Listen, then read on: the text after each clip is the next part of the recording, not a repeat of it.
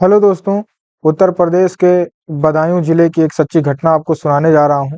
इस सच्ची घटना में एक साजिद नाम के लड़के ने दो मासूमों का बड़े ही बेरहमी से गला काट कर हत्या कर देते हैं और उसका खून पी जाते हैं, ऐसा लोगों का मानना है। आइए जानते हैं पूरी सच्ची घटना क्या है, पूरी कहानी क्या है। हेलो, नमस्कार, आदाब, सत श्री अकाल दोस्तों। मैं नरसिंह यादव क्राइम की एक ऐसी सच्ची घटना आपको सुनाने जा रहा हूँ। यह सच्ची घटना है उत्तर प्रदेश के बदायूं की। बदायूं में एक चौकी है, मंडी समिति चौकी, और उस चौकी के आसपास एक कॉलोनी है, बाबा कॉलोनी। और मैं बात कर रहा हूँ 19 मार्च की। दरअसल इसी बाबा कॉलोनी में एक शख्स का परिवार रहता था जिसका नाम विनोद कुमार था। विनोद कुमार पेशे से एक ठेकेदार था। ठेकेदार जो कि भारत सरकार द्वारा चलाई गई योजना हर घर जल योजना के थ्रू इसको जो काम मिलता था, नल टंकी छोटे मोटे जो सरकारी काम मिलते थे उसे वो करवाता था। और विनोद की पत्नी का नाम था संगीता। यह एक ब्यूटी पार्लर में काम करती थी। दरअसल संगीता अपने घर में ही ब्यूटी पार्लर खोल रखी थी और उस ब्यूटी पार्लर में काम करती थी। संगीता के 3 बेटे थे। पहले बेटे का नाम था आरुष, जिसकी उम्र करीब 14 वर्ष की रही होगी। और बीच वाले, मतलब कि जो आरुष से छोटा था, उसका नाम पीयूष था, जिसकी उम्र 10 वर्ष के आसपास रही होगी। और सबसे छोटा बेटा जिसका नाम आहान था, उसकी उम्र 6 वर्ष के आसपास रही होगी। संगीता के घर में एक उसकी सासू माँ जिसका नाम मुन्नी देवी था, जो कि पहले ही कांस्टेबल के पद पर तैनात थी, जो कि अब शायद रिटायर हो गई थी, तो वह घर में ही रहती थी। घर में टोटल 5 लोग थे, संगीता और उसके 3 बेटे और उसकी सासू माँ जिसका नाम मुन्नी देवी था, और उसका पति विनोद को लेकर 6 लोग थे। बट विनोद जो है अपना काम करने बाहर चला जाया करता था, क्योंकि वह सुबह निकलता, तो सुबह का निकला घर रात को करीब 11 से 12 के करीब आता था। संगीता का जो ब्यूटी पार्लर था उसके ठीक जस्ट सामने सड़क थी, और सड़क के जस्ट उस पार यूं कहें तो एक बार्बर यानी कि नाई की दुकान थी। और उस नाई की दुकान का मालिक साजिद था। साजिद और जावेद दोनों भाई भाई थे, और दोनों मिलकर उस नाई की दुकान को चलाते थे और लोगों का बाल काटते थे। तो दरअसल दुकान घर के करीब होने के कारण संगीता के जो तीनों बेटे थे करीब उन्हीं की दुकान पर अपना बाल कटवाने जाया करते थे। तो लोग उन्हें प्यार से, यानी कि साजिद जो था उनके साथ अच्छा रिश्ता रखता था, और उन्हें प्यार से लड़के जो है भैया भैया कहकर बुलाते थे। दुकान थी तो बचपन से ही तीनों जो बच्चे थे हेयर कट वगैरह करवाने वहाँ जाया करते थे। तो अभी 19 मार्च की बात है, शाम के लगभग 6 बज रहे होंगे। 6 बजे के आसपास हल्की हल्की शाम हुई थी। तो उसी के दौरान विनोद के घर पर घंटी बजती है। तो दरअसल विनोद के घर पर एक साजिद और जावेद नाम के दोनों लड़के आए हुए थे, जो कि उस नाई की दुकान को चलाते थे। और संगीता भी भली भांति इन्हें पहचानती थी। तो दरअसल बाइक पर जावेद था, और बाइक से उतरकर विनोद के घर यानी संगीता के घर साजिद आया था।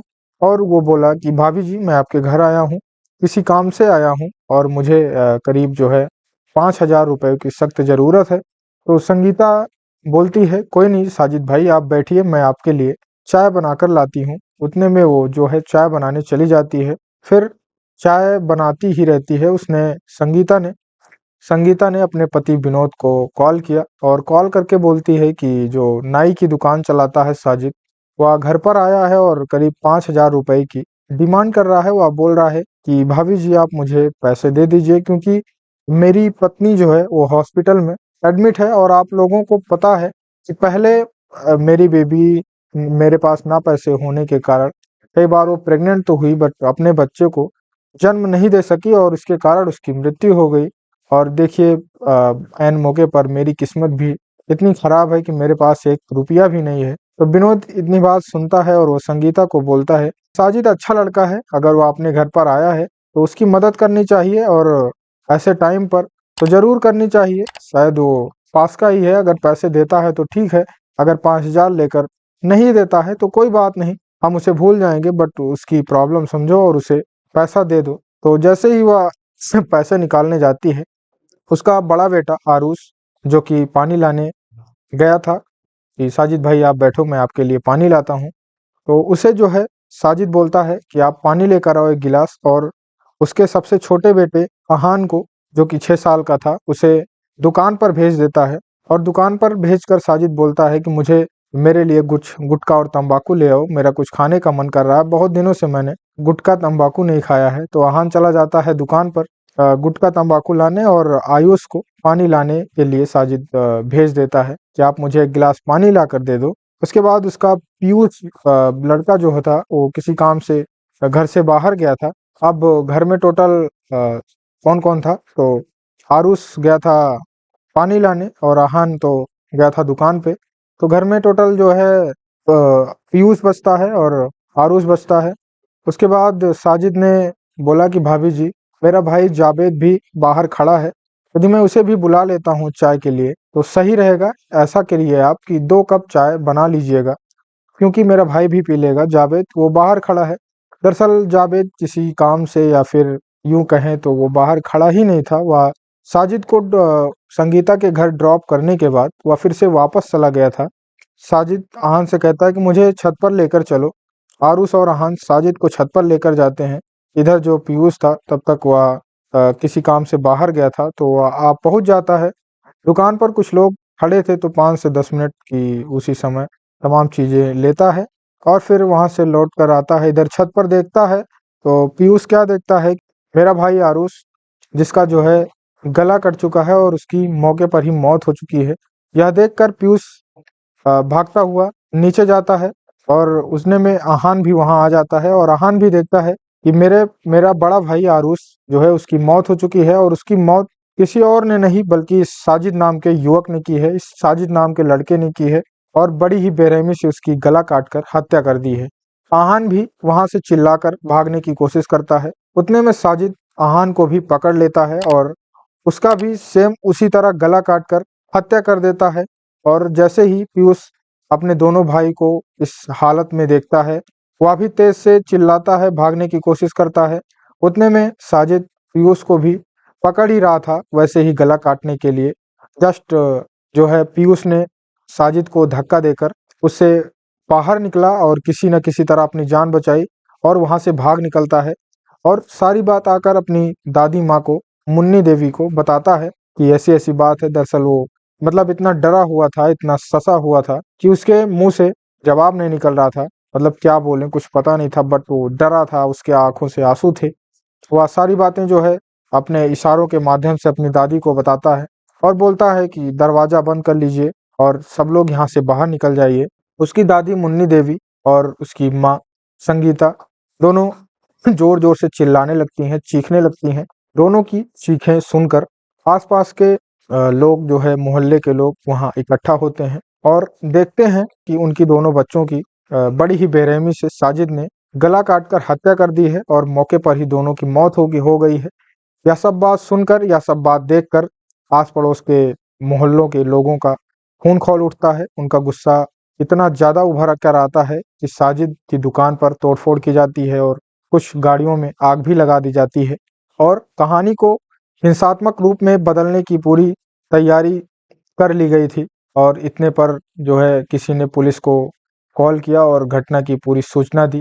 पुलिस ने मौके पर आकर आस पड़ोस के लोगों के साथ कुछ बातचीत की और फिर उस दरवाजे को खोला गया तो उसमें से साजिद ने बोला, साजिद का एक बयान बड़ा वायरल हो रहा था। उसने बोला, दरवाजे के खोलते ही और इतने लोगों के सामने उस भीड़ में भी साजिद ने यह बोला कि मैंने अपना काम कर दिया है। यह बात मैंने अपना काम कर दिया है, यह बात बड़ी ही भयावह हो सकती है, क्योंकि यह कोई मामूली बात तो है नहीं। इतने लोगों के सामने किसी की जान लेकर आने के बाद भी कोई व्यक्ति अगर ऐसा बोलता है कि मैंने अपना काम कर लिया है, उसके मन में शायद किसी प्रकार का कोई डर ही नहीं था, वह ऐसे ही बोल रहा था। उसके बाद जो है पुलिस उसे ले गई। तो पुलिस ने करीब उसके घर से 30-40 किलोमीटर की दूर एक जगह थी शेखपुरा, वहां ले जाती है पुलिस। रास्ते में एक जंगल पड़ता है शेखपुरा के पास।